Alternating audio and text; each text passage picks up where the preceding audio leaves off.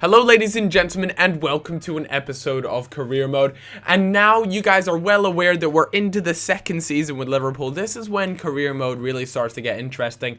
And speaking of interesting, we have a player here called Willian, or Willian, or something, however you'd like to say his name. But he's 85 rated, a left winger, and he's actually pretty young. I believe he's only 24 years old, so he looks like he's still got quite a bit left in him.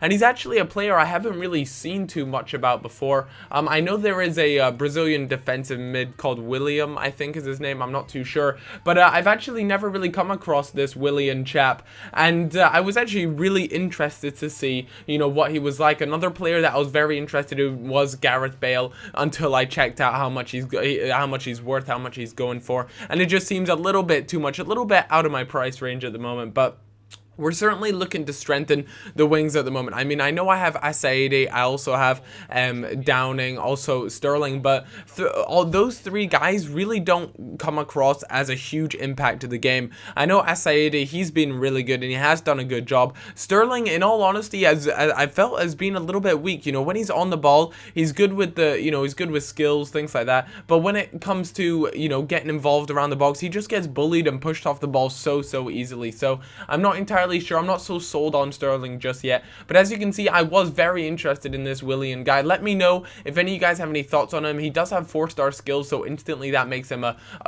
solid left winger, because anyone with 4-star skills on the left wing, it just helps so much if you have the skills to cut inside, because you can use the stop and turn to cut inside, the Ronaldo chop. Those are some really important 4-star skill moves for a winger to have.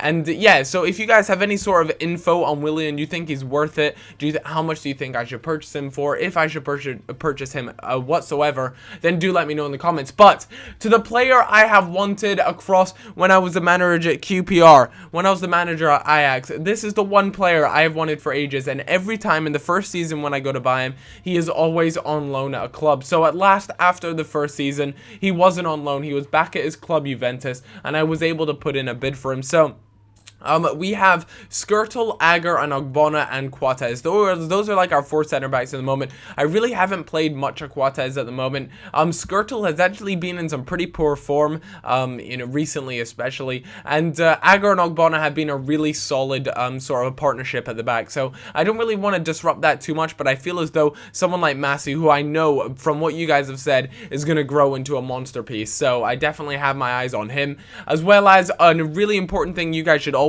do throughout every window is go and check out the free agents, see what is lurking around. I believe I actually had my eye on Ash Jones here, a center attacking mid. You can see he's already worth 1.1 million around that, and he's only 17 years old and already 64 rated. So a player like that, yes, he is very young and you'll have to spend quite a while developing him, but even if you just spend the next 2 seasons getting him up to about 75, and he'll only be age 19 or something like that, then he is going to be worth so much more money. And I just feel as though it's a really good, solid investment that you guys can make within these free agents. It is literally like free money.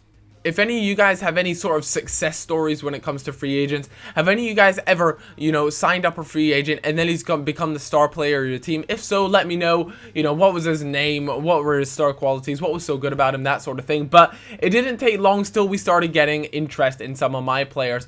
First up was President Obama. Obviously, they were very keen on him. He's been playing so well. As you can see, his form is excellent. He is happy here, and he's valued around 13 million, although for me, he's just way too valuable to let go for any of these sort of prices that are being shoved in. As you can see, I was very, there was no way he was going to go for cheap, that's for sure. And even the chief executive reckoned he could go for around 25 million, but for me, it would have to be 30 plus if you wanted me to get rid of him. But great news from Juventus. Juventus accepted my 2 million bid, which was fantastic to see. He doesn't want too much money. I mean, I suppose for a 70 overall player, 10,000 a week is quite expensive, but I know that he's just going to become this actual animal. So I'm excited to have him on the team.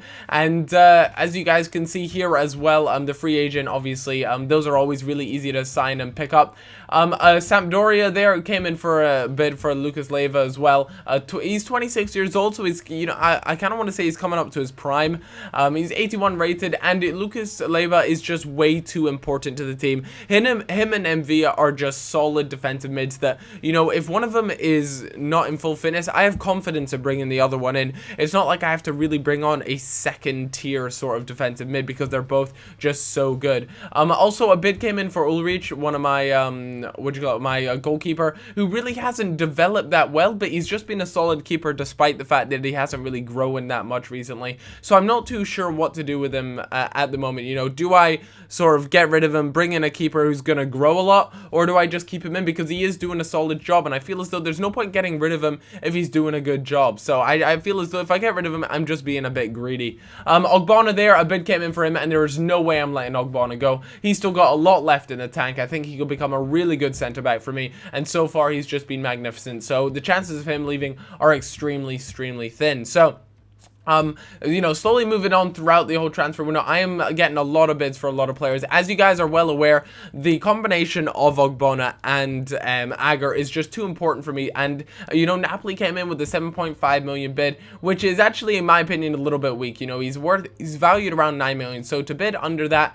and is just a little bit crazy to me. So another thing is, one of the news thing popped up saying Bayern Munich were actually interested in Sturridge. So it was only a matter of time before they sent in an offer, and they sent in an offer for around 24.5, and as you can see, my chief executive said he could go for around 44.9 million. And I'm just curious to know from you guys, do you think it was silly of me to counter offer for 55 million, or do you think I should have, you know, countered offer for around 44 and see if he could go for that? Because for me, the reason why I put it at 55 million was just because Daniel Sturridge is my main striker, and I'm almost certain that he could reach, you know, the 87, 88 rated really quite soon. And I think as though if I give him away now, you know, I'm going to have to get another striker who's going to have to wait to develop some more. And I feel as though if I just hold on to him a little bit more, his value will skyrocket. So I think, you know, I personally think I did the right decision there by counter-offering for quite a bit more, just because I don't really want to get rid of him this season. You know, he's been so instrumental in my success in the last season, picking up a trophy in the Euro League and doing so well in the league itself,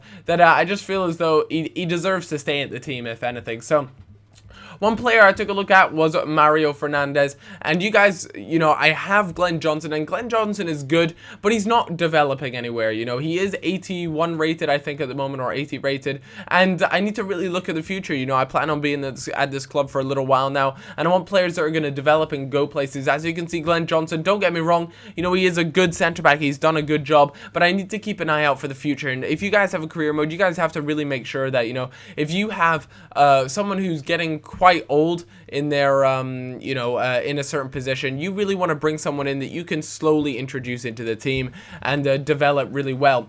Another thing that I had in mind was actually my center attacking mid, Coutinho. He's been good. He hasn't been as good as I was hoping for him to be. Again, he's very much like Sterling. He gets bullied off the ball very easily, but is fantastic at dribbling, and the sort of passing kind of makes up for it. But still, I wanted just to put in a few bids. Dembele is just one of those hidden gems, in my opinion. He's been fantastic for Spurs, and he's just a magnificent player in general, and if I could pick him up, he would just be fantastic. But I had my eyes on Rodrigo. You know, this was more of a long shot really than anything. It wasn't necessarily a player I needed to strengthen the squad, because we already have President Obama as well as Sturridge to fill up those striker positions. Not to mention, I still have Barini as striker, and I also have, you know, the likes of Yesel and IB as well, who can happily fill into that striker position. So, you know, getting another striker really wasn't on the top of my list, but I thought if I can pick up Rodrigo early, I really think he'll develop really well, because I thoroughly enjoyed using him when I was the manager of Ajax, and I didn't really get much time to see him develop and become a great player. So that was one of the reasons why I put in a bid here, and I put in a bid for around 6 million plus Downing. I wasn't too sure if they would be keen on the player necessarily, but it's worth a try. You know, you might as well try these sort of things out. But Juventus actually came in with a bid for Skrtel, and Skrtel, you know, as much as a Liverpool player he is, if you know what I mean, I feel as though I'd be willing to give him away for the right sort of price, just because of the amount of great centre-backs I have in the team now.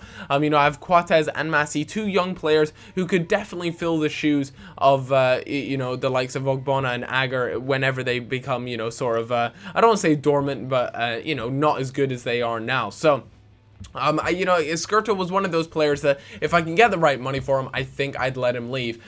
So Tottenham got back to me about my bid for Kyle Walker, because I am looking for someone to kind of slowly reach that sort of first team position to take over from Glenn Johnson, and they just weren't interested in the player. So I was a little bit stuck, you know. I wasn't entirely sure what to do, but Kelly, he's been good for the team, but if you could just imagine Kyle Walker and Glenn Johnson, those are two great players, and to be able to interchange them is just magnificent. So hopefully you know, that comes through. Another player I was taking a look at was Gundogan. I'm sure that's not how you spell it. I'm sure there's some fancy way of saying it, but he is a very underrated center midfielder. Obviously I don't have the money to splash on these big boys, but hopefully we can you know, we can at least put in a bid and see what will happen. You know, that's what's so awesome about FIFA 13, is the fact that you can now add players to these trades, so it really adds a whole sort of different dynamic to it all, and I think you guys will have a lot more fun if you do decide to put in these sort of player plus cash deals. But anyways, guys, that's it for me. It has been a long episode. It's over 10 minutes, and I know you guys love those over 10-minute videos. If you guys would be kind enough to leave a like, that would be very much appreciated. It does help me out so much. But I hope you guys all have a cracking day. I'll see you in a little bit. Bye bye.